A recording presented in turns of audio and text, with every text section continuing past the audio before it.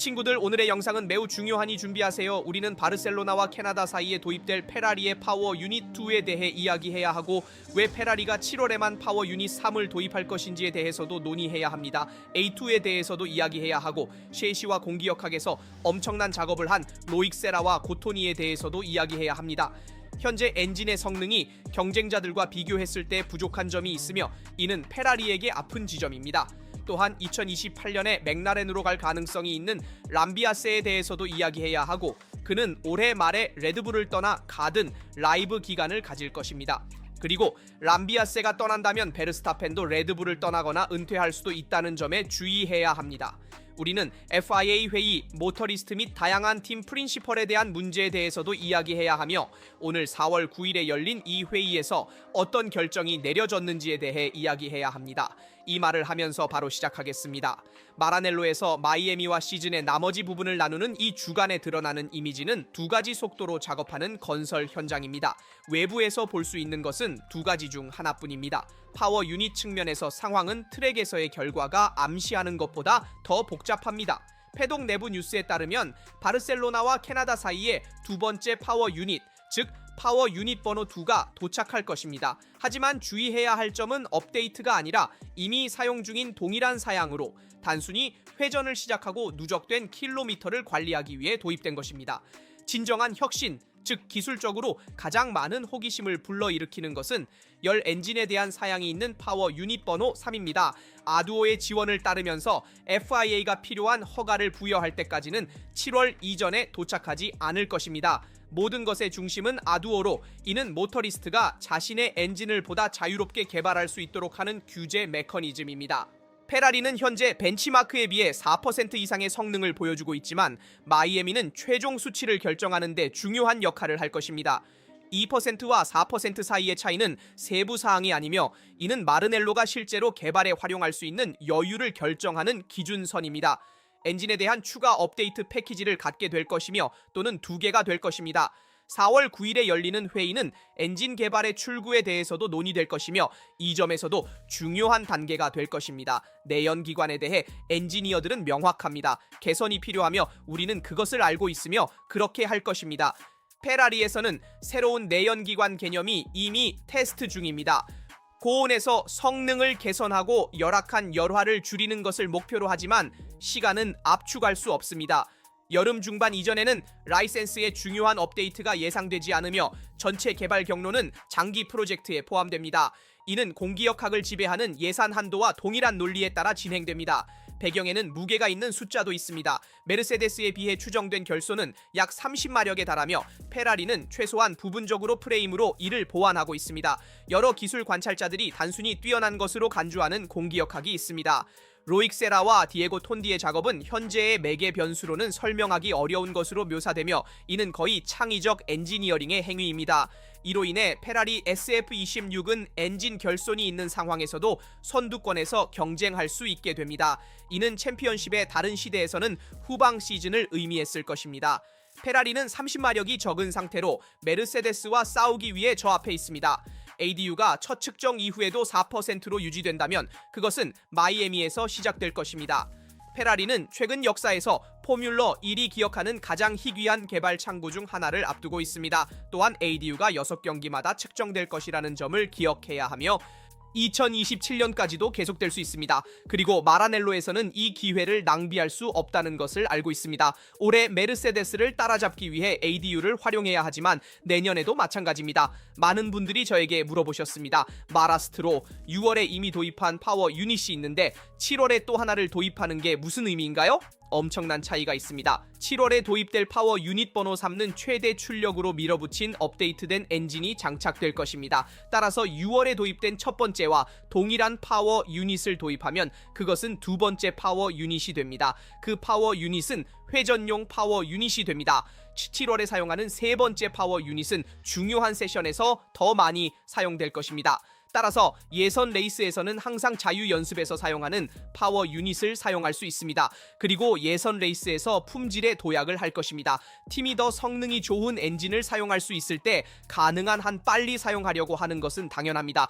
따라서 페라리가 7월에 3번 파워 유닛을 준비하면 예선과 레이스에서 2점을 얻기 위해 가능한 한 빨리 트랙에서 사용할 것입니다. 따라서 우리는 자유 연습, 예선, 레이스의 다양한 세션에 따라 2개의 파워 유닛이 서로 교차하는 것을 분명히 볼 것입니다. 그래서 이것은 페라리가 다양한 파워 유닛 간의 주행거리를 더 잘 분배하고 가장 강력한 파워 유닛, 즉 3번 유닛을 더 잘 활용할 수 있는 매우 복잡한 회전 시스템이 될 것입니다. 하지만 또한 일정의 휴식 시간에 도달한 지안피에로 람비아세의 소식에도 주목해야 합니다. 맥스 베르스타펜의 역사적인 트랙 엔지니어가 2028년부터 레드불을 떠나 맥라렌으로 이적할 예정입니다. 이를 처음 보도한 것은 네덜란드의 언론사인 드 림부르거와 더 텔레그래프입니다. 이들은 전통적으로 4회 세계 챔피언과 관련된 모든 정보에 잘 알려져 있습니다. 경제적 합의는 천문학적이라고 설명되며 워킹이 제안받은 역할은 고위직입니다. 즉각적으로 팀 프린시펄은 아니며 일부 소식통이 처음에 추측했던 것처럼 말입니다. 대신 트랙 엔지니어링에서의 고위직으로 현재 레드불의 밀턴 케인즈에서 람비아세가 맡고 있는 직위와 본질적으로 유사합니다. 그러나 맥라렌의 그 책상에 도달하기 위해서는 먼저 긴 기간의 가디언 리브를 준수해야 합니다. 그의 레드불과의 계약은 2027년에 만료되며 이는 그가 다음 시즌에 벽면에 없을 가능성을 거의 확실하게 만듭니다. 맥라렌이 지안피에로 람비아세의 유일한 후보가 아니었다는 점도 주목할 가치가 있습니다. 스카이 스포츠 UK에 따르면 넛 로레스트롤의 아스턴 마틴은 더 직접적인 제안을 테이블에 올렸습니다. 아스턴 마틴의 팀 프린시펄 역할 하지만 람비아세는 파파야 팀을 선택하며 거절했습니다. 이는 맥라렌 프로젝트의 구체적인 무게뿐만 아니라 람비아세가 자신의 직업 경로를 어떻게 상상하는지를 말해주는 선택입니다. 이 소식을 동반한 소문 속에서 안드레아 스텔라의 페라리 복귀 가능성에 대한 소문도 끼어들었습니다. 이는 아마도 구체적인 요소보다 여권에 의해 더 자극받은 추측일 것입니다. 하지만 이 경우에는 빠르고 확실하게 반박이 있었습니다. 마르넬로에서는 안드레아 스텔라와의 최근 접촉이 없었다고 합니다. 워킹에서도 움직임의 신호가 없습니다. 안드레아 스텔라의 맥라렌 계약은 연장되며 패독의 소문에 따르면 2030년 말까지입니다. 팀 프린시펄 자신도 여러 차례 워킹 프로젝트가 자신의 프로젝트, 즉 맥라렌의 프로젝트라고 강조했습니다. 람비아세가 도착하면 이미 견고한 구조에 합류하여 몇 가지 특정 기능을 드러내면서도 최고 책임에는 영향을 미치지 않을 것입니다. 그리고 배경에서 불가피하게 베르스타펜에 대한 주제가 다시 떠오릅니다. 맥스는 항상 람비아세와의 관계에 대해 공개적으로 이야기해왔기 때문에 그를 잃는 것은 받아들이기 어려울 것이라고 과거에 말했습니다. 그리고 그의 레드불에서의 미래가 전혀 확정되지 않은 상황에서 그의 주 엔지니어의 출발은 맥스의 은퇴 가능성에 대한 추측을 더욱 부추깁니다. 확실성을 추가하지는 않지만 균형을 이동시킵니다. 포뮬러 1에서는 때때로 그것이 충분합니다. 안드레아 스텔라가 맥라렌을 선택한 이유에 대해 많은 질문이 올 것이라고 확신합니다. 아스턴 마틴에서도 팀 프린시펄이라는 더 중요한 역할이 있지만 제 생각에는 현재 맥라렌이 아스턴 마틴보다 더 나은 성능을 보장하기 때문입니다. 아스턴 마틴은 극심한 어려움에 처해 있습니다. 사실 기준 엔진과의 격차는 메르세데스와 에스턴 마틴 간의 총 90마력으로 추정되며 이는 엔진뿐만 아니라 공기역학적 차체에서도 기여하고 있습니다. 어쨌든 이는 순위 1위와 비교했을 때 엄청난 격차이며 에스턴 마틴의 포지션 문제도 있습니다. 에스턴 마틴에 가면 프로젝트가 성과를 내지 않기 때문에 로렌 스트롤이 다른 사람으로 당신을 대체할 가능성이 거의 확실합니다. 반면 맥라렌은 더 깔끔한 구조를 가지고 있습니다. 그들은 엔지니어와 주요 인물들에게 더 많은 신뢰를 줍니다. 따라서 맥라렌에서는 더 안정적인 위치를 가질 수 있습니다. 거기서도 트랙 엔지니어나 고위 엔지니어 역할을 맡게 될 것이며 팀 프린시펄은 아니고 안드레아 스텔라와 함께 일하게 될 것입니다. 따라서 주의해야 할 점은 그가 더 관리적인 역할을 맡을 수도 있다는 것입니다. 제롬 담브로지오가 바세르와 함께했던 것처럼 맥라렌에서 안드레아 스텔라를 보조하는 역할이 될 수 있습니다. 하지만 나는 지안피에로 람비아세가 에이스톤 마틴이 아닌 맥클레렌으로 가기로 한 선택을 이해한다. 왜냐하면 이 점에서 더 많은 안정성을 제공하기 때문이다. 2027년에는 가든 리브 기간이 있을 것이니 주의하라. 그 후 그는 2028년에 맥클레렌에서 데뷔할 것이다. 베스타펜이 레드불 팀을 떠나는 선택도 그럴듯할 수 있다. 하지만 아직 확실하지 않다. 맥스는 이 규정이 어떻게 바뀔지 여전히 평가하고 있다. 포르무라 윌이 어떻게 바뀔지에 따라 그는 다른 카테고리에서 경주할 수도 있고, 규정이 그를 설득하지 않는다면 앞으로 몇 년간 포뮬라 1에서 경주하지 않을 수도 있다. 람비아세의 퇴출은 레드불을 떠나거나 다른 팀으로 가거나 심지어 포뮬라 1에서 은퇴하는 데 추가적인 유인이 될 수 있다. 몇몇은 막스가 포뮬라 1을 떠날 때 몇 년의 휴식을 가질 것이라고 추측하기도 한다. 그는 다시 돌아오고 싶지 않을 것이기 때문이다.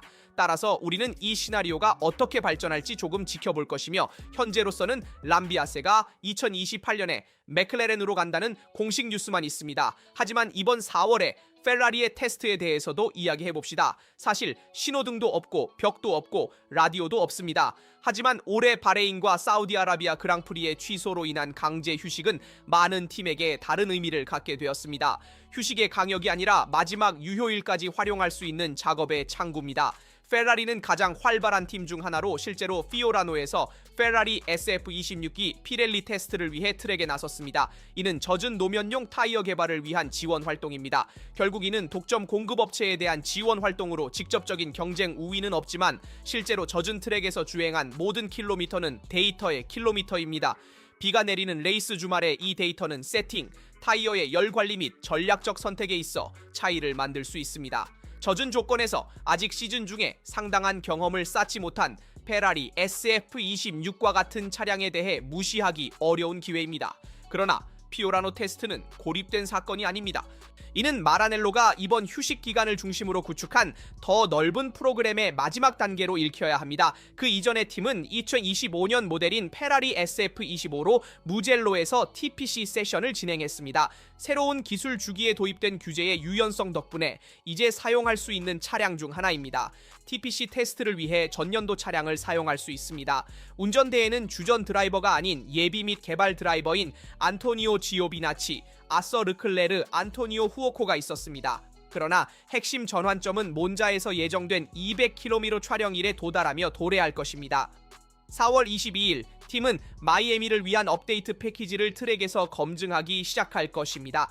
역으로 유명한 날개와 마카레나 날개가 포함되어 있습니다. 모든 것이 집중되는 곳이기 때문입니다.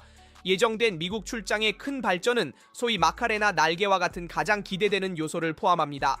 이는 드래그를 줄이기 위해 설계된 공기역학적 솔루션으로 드래그가 적은 더 높은 최고 속도를 가진 페라리 SF26을 제공합니다. 전체 목표는 다운포스를 희생하지 않고 효율성을 개선하는 것입니다. 지금까지 이는 차량의 강점 중 하나로 여겨졌습니다. 배경에는 최소 중량 감소 작업과 새로운 구성 요소의 최종 결정이 있습니다. 페라리는 마이애미에서 1km를 건설하고 있으며 카메라가 꺼져 있어도 작업을 계속하고 있습니다. 특히 미국 단계에서 대비할 새로운 바닥에 대해 작업하고 있습니다. 4월 9일에는 2026년 포뮬러 1의 미래 규정을 정의할 첫 번째 회의 시리즈도 열렸습니다. 가상회의, 즉 물리적이지 않고 가상인 FIA와 FOM팀 책임자 간의 회의가 있습니다. 첫 세 경기에서 수집된 실제 데이터를 분석하고 테이블에 있는 제안을 검토하는 준비 단계입니다. 실질적인 결정은 4월 20일에 이루어질 것이며, 이는 진실의 순간을 나타내는 전체 회의에서 이루어질 것입니다. 마이애미부터 챔피언십의 판도를 바꿀 수 있는 투표가 있을 것입니다. 근본적인 문제는 잘 알려져 있으며 첫 경기들이 이를 무시하기 어렵게 만들었습니다. 슈퍼 클리핑 현상, 즉 에너지 회수 단계에서 직선 끝에서 전기 추진력이 급격히 감소하는 현상은 주행 경로의 속도 차이를 만들고 해당 차량의 위험을 초래합니다. 일본에서의 범언과 콜라핀토 간의 사고는 기술적 주제를 안전 문제로 전환시켰습니다. 테이블에 있는 더 구체적인 제안으로는 회수 전력을 250kW에서 350kW로 증가시키는 것이 있습니다. 이 단계 동안 갑작스러운 감속을 줄이고 보다 균일한 주행 흐름을 유지하기 위해 예선에서 충전 한도를 92메가줄에서 6메가줄로 낮추는 것에 대해서도 논의되고 있으며, 전체 주행 동안 공기역학을 보다 자유롭게 관리하고 이동식 날개 사용을 규제하는 프로토콜에 대한 수정이 필요합니다. 그러나 이는 상황과 성능, 안전 측면에서 심각한 고려 사항을 제기합니다. 그러나 2026년까지 테이블에 없는 것은 열기관과 정의 구성 요소 간의 에너지 관점에서의 변화입니다. 현재 거의 50대 50 비율에서 내연기관에 더 유리한 60대 40으로의 분배로의 전환은 없을 것입니다. 그러한 개입이 이루어진다면 구조적으로 인증 시간의 제약을 받으며 2027년 이전에 대비할 수 없습니다. 이러한 규제의 혼란 속에서 루이스 해밀턴의 목소리도 포함되어 있습니다. 많은 사람들이 말하지 않고 생각했던 것. 사실 영어는 20년 동안 패독을 다닌 사람의 정확성으로 무장 해제하는 그림을 그렸습니다. 저는 많은 것을 기대하지 않으며 중요한 변화가 이루어지기를 희망하지만 변화에 대해 생각하는 사람들이 너무 많아 아무것도 결정되지 않을 것입니다. 결과적으로 이러한 논의에서 최선의 결과는 결코 나오지 않습니다. 이 은유 뒤에는 각 제조업체가 자신의 프로젝트의 결함을 덮기 위해 추진하는 수정안에 대한 직접적인 비판이 있습니다. 파일럿들은 문 밖에 대기하고 있지만 그들만이 실제로 조종석에서 무슨 일이 일어나고 있는지 알고 있습니다. 요컨대 4월 9일의 회의는 첫 번째 단계를 결정하며 4월 16일에 또 다른 회의가 있을 것이고 4월 20일에는 투표가 있을 것입니다. 이 포뮬러 1이 정말로 수정하고자 하는지 아니면 단순히 임시 방편으로 그치고자 하는지를 결정하기 위해 3주가 주어집니다. 2016년 규정 수정에 관한 문제와 금속 스키에 대한 주의가 필요합니다. 사실 이 문제는 이동 날개의 슈퍼 클리핑보다 덜 다뤄지지만 매우 중요합니다. 앞쪽 금속 스키는 플랭크에 의무적으로 장착되어야 합니다. 2026년 기술 규정의 제3.6조는 아스팔트 위에서 미끄러지는 중앙 스키에 대한 일련의 엄격한 규정을 도입하며 두께는 10mm로 정해지고 최대 마모 허용치는 2mm입니다. 측정 지점에서 스키드가 8mm 이하로 내려가면 실격이 즉시 이루어지며 검사는 해석의 여지가 없는 마이크로미터로 진행됩니다. 그러나 가장 중요한 변화는 재료와 관련이 있습니다. 중앙 및 후면 구멍의 경우 금속 사용은 선택사항으로 남아있지만 가장 앞쪽 구멍인 포워드 모스트 홀에는 FIA가 티타늄 또는 스테인리스 스틸 스키드를 의무화했습니다. 그 이유는 과거의 습관에 뿌리를 두고 있습니다. 일부 팀은 차량이 기준 정적 높이를 위반하지 않으면서 더 공격적인 레이크 각도를 취할 수 있도록 복합 재료로 된 스키드의 앞부분을 의도적으로 소모하게 했습니다. 금속을 사용하면 그 관행은 더 이상 작동하지 않습니다. 티타늄은 수지처럼 소모되지 않으며 모든 과도한 마모는 즉시 감지됩니다. 허용된 두 재료 간의 선택은 중립적이지 않습니다. 티타늄은 더 가볍고 눈부신 하얀 불꽃을 생성합니다. 밤에 차량을 특징 짓는 요소들이 있지만 극한의 마모 조건에서는 강철이 더 보수적일 수 있으며 특정 서킷에서는 몇 그램 더 무겁더라도 그 선택이 경기에 남아있거나 실격되는 것의 차이를 만들 수 있습니다. 그리고 마지막 세부 사항은 거의 철학적인 논리와 관련이 있으며 고정 장치에 관한 것입니다. 실제로 패드가 제자리에 고정되도록 하는 나사는 스테미 조립의 가장 약한 지점이 되도록 설계되어야 합니다. 차량이 커브를 치면 나사가 부러지고 패드가 떨어져 나가면서 차체는 손상되지 않는 안전 원칙입니다. 이 규정에서의 안전은 볼트에도 숨겨져 있습니다. 우리가 비디오에서 다룬 모든 주제에 대한 여러분의 의견을 알려주세요. 항상처럼 좋아요를 누르고 구독하고 알림을 활성화하여 포뮬러 1과 페라리에 관한 비디오를 놓치지 않도록 하세요. 여기까지입니다. 다음 비디오에서 뵙겠습니다.